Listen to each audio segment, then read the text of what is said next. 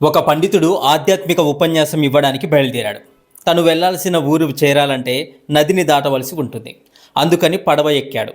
పడవను నడిపే వ్యక్తి ఆసక్తిగా, జీవితం అంటే ఏమిటి గురూజీ అని ఆ పండితుడిని అడిగాడు. నదీ ప్రయాణం లాంటిదే జీవితం అంటే. బయలుదేరిన పడవలో ఎంతోమంది ఎక్కుతారు, కలుసుకుంటారు, ఒకరినొకరు చూసుకుంటారు, ఒకరి గురించి ఒకరు తెలుసుకుంటారు, ఎన్నెన్నో మాట్లాడుకుంటారు. వారు దిగాల్సిన ఒడ్డు వచ్చాక దిగి తలో దిక్కున వెళ్ళిపోతుంటారు. మరో ఒడ్డులో మరికొందరు ఎక్కుతారు, వాళ్ళు పడవలో ప్రయాణం చేస్తారు. వారి గమ్యం వచ్చాక వారు కూడా దిగి వెళ్ళిపోతారు. మనం కూడా మన గమ్యం వచ్చేంత వరకు మాత్రమే ప్రయాణం చేస్తాం. ఈ పడవ ప్రయాణం లాగే మన జీవితంలో కూడా అదే జరుగుతుంటుంది.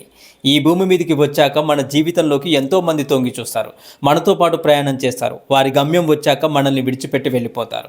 అలా వెళ్ళేటప్పుడు వెళ్ళిపోతామని కూడా చెప్పరు, చెప్పడానికి కూడా వారికి కుదరదు. మనం కూడా అంతే, చెప్పా పెట్టకుండా ప్రయాణాన్ని ముగిస్తాం. ఇక్కడ మనం గుర్తుంచుకోవాల్సింది ఏమిటంటే ఈ పడవ ప్రయాణం తాత్కాలికమని గ్రహించాలి.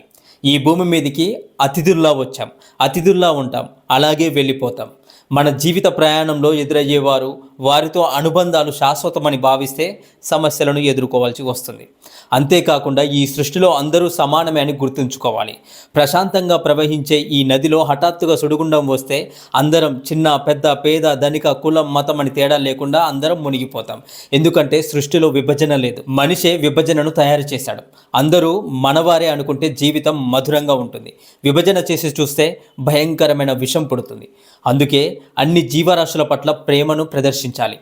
అది గొంతు నుంచి కాదు, హృదయం నుంచి రావాలి అని వివరించాడు ఆ గురువు గారు. హిందూ ధర్మం అన్ని మతాలను, అన్ని ధర్మాలను సమానంగా పరిగణిస్తుంది. మోక్షానికి దారిని చూపించే ధర్మమే మన హిందూ ధర్మం. అన్ని మతాలను గౌరవించమని చెప్పింది మన హిందూ ధర్మం. పరమత దూషణ చేయొద్దు అని చెప్పింది మన హిందూ ధర్మం. మీకు ఈ వీడియో నచ్చితే మీ యొక్క విలువైన అభిప్రాయాన్ని తప్పకుండా తెలియజేస్తూ మరెన్నో వీడియోస్ కోసం మన ఛానల్ని ఇప్పుడే సబ్స్క్రైబ్ చేసుకోండి. ఓం నమః శివాయ. హరే కృష్ణ.